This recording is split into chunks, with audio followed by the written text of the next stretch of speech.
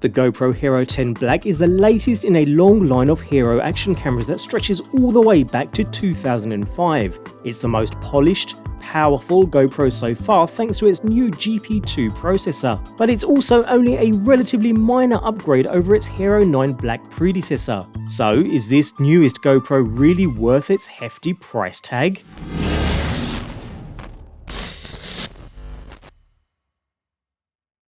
Every so often, GoPros make a big leap forward. The GoPro Hero 5 Black was waterproof without needing a case, and then the Hero 7 Black introduced HyperSmooth stabilization. Despite its momentous name, the Hero 10 Black isn't one of those models, but it does refine and fix most of the new features we saw on the Hero 9 Black, while adding a sprinkling of new shooting modes and better usability.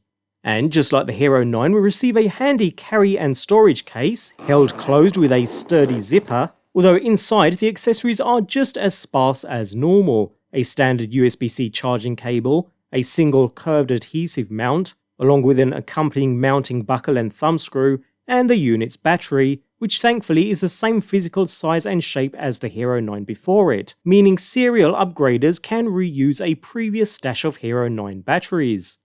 As for the camera itself though, physically it's nigh on identical to its predecessor. The only external difference from the Hero 9 Black is the new model's fancy blue logos on the front and side. The enclosure, both front and rear screens, lens, the image sensor are unchanged. It is marginally lighter by around 3%, which is nice I guess, but other than the subtle change in branding and colour, it's pretty much identical. Which does mean it's still compatible with previous accessories such as the Media and the Max lens mods for instance. One upgrade to be aware of though is the lens cover, which now uses hydrophobic water shedding glass, meaning water droplets shouldn't stick to the glass as much if at all. Saying that though, since the Hero 10 has the same lens mount, you can get one of these for use on the Hero 9 and still have the same features on your previous camera too. The Hero 10 Black is built around the same 23 megapixel 2.3 inch sensor as its predecessor and is waterproof down to 10 meters,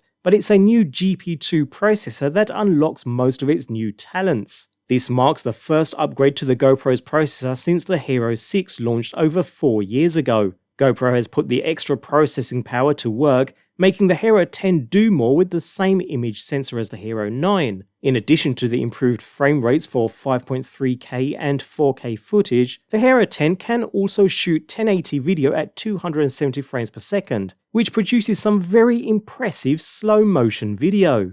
Otherwise, we find that finger folding design at the bottom, which maintains compatibility with GoPro's mounting ecosystem, the same button arrangement as before, and the same side door, where we can insert the same 1720 mAh battery as the one used by its predecessor. Also by the battery we find the microSD memory card slot, where you'll want the fastest possible card you can get your hands on, and the USB-C port.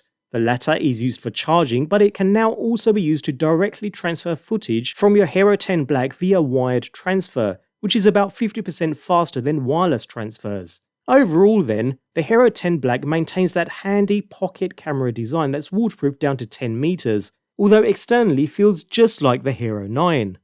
And that goes for the user interface too. Upon switching the camera on, with a fully charged battery of course, and stepping through the initial setup, we find a very familiar menu structure which has been tweaked and refined, making it even easier to use than before. Of course we keep that 1.4 inch front LCD for those vloggers out there, which GoPro says is now a little smoother when showing movement than before, thanks to higher frame rates enabled by its GP2 processor. Far more noticeable is the improved 2.27 inch rear touch screen. Again, GoPro says this has improved touch sensitivity, but the real difference comes from the power of that GP2 processor.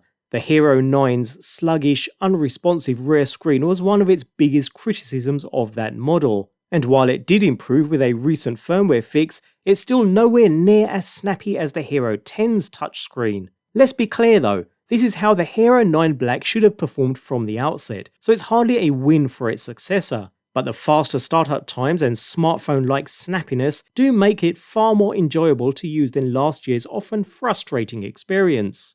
Otherwise, when it comes to the user interface itself, we have all the normal swiping gestures that we've become accustomed to, so nothing new there. And we keep all the features introduced with the Hero 9 too, such as scheduled capture, duration, and hindsight for instance.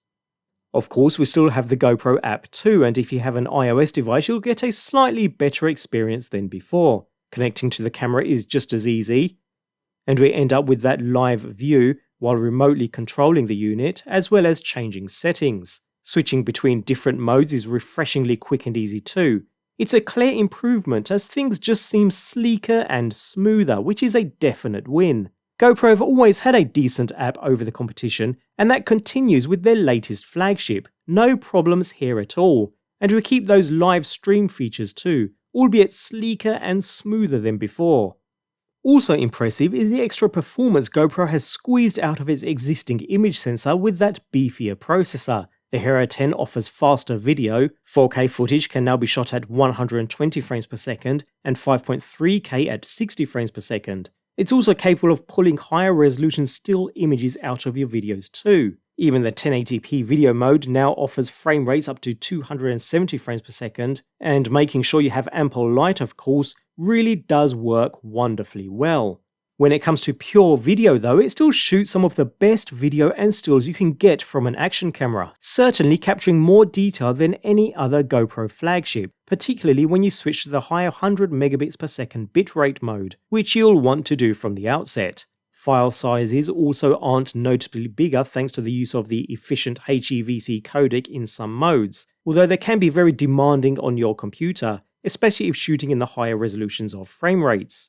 GoPro has been doing some algorithmic tinkering, and its GP2 chip brings local tone mapping, a HDR processing technique for improving dynamic range from its photo mode to video as well. In theory, this enhances contrast in specific areas of the video rather than globally across the whole frame, to bring out more detailed textures. GoPro also says it's improved its 3D noise reduction to boost the Hero 10 Black's low light performance in dimly lit scenes, such as in woodlands or at dusk for instance. And yes, there does seem a noticeable improvement in the definition of fine details such as tree and grass for example on the Hero 10 Black. It's a subtle rather than a dramatic difference. The action camera maker has seemingly outgrown the signature saturated look it's leaned towards previously, instead going for a more natural style out of the box. There are actually now 3 color settings to choose from. Previously, you either had the option of a GoPro color profile, which produced punchy, bold colors,